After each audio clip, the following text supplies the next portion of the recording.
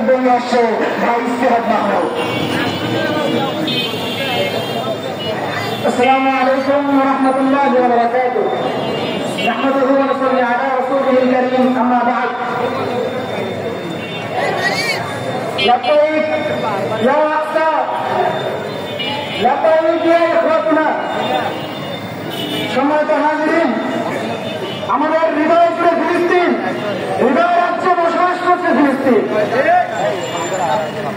এই পৃথিবীর বুকে আল্লাহ রসুল আল্লাহ তাআলার পক্ষ থেকে প্রেরিত নবী সুলাইমান আলাইহিস সালাম এই বাইতুল মাকদিস থেকে পুরো পৃথিবী শাসন করেছে।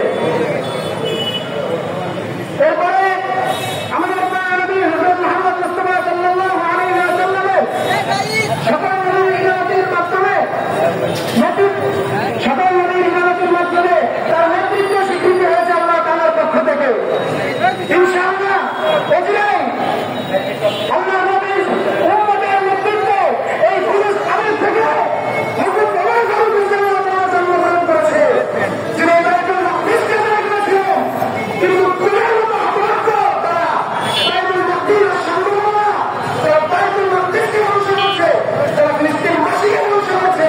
আজকে তাদের পক্ষ হয়ে তাদের প্রাণ বিদায় করতে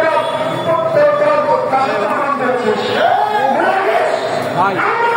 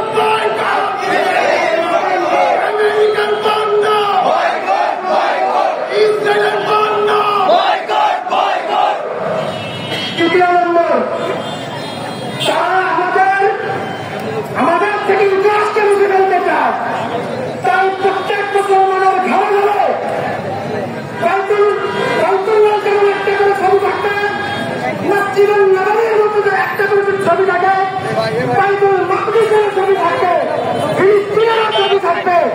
ফিলিস্তিনের ইতিহাস থেকে আমাদেরকে কেউ প্রমাণিত করতে পারবে না, আমাদের থেকে কেউ ফিলিস্তিনের ইতিহাসকে বুঝে রাখতে পারবে না।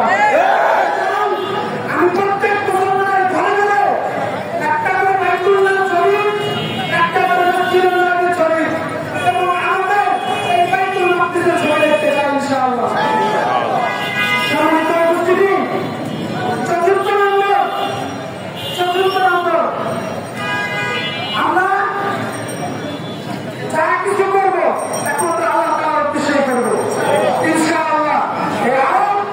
এই আওয়াজটা আজকে সরকার যদি কিছু আমরা করতো, আজকে আমাদের জন্য সহজে বিশৃঙ্খলা হতো না।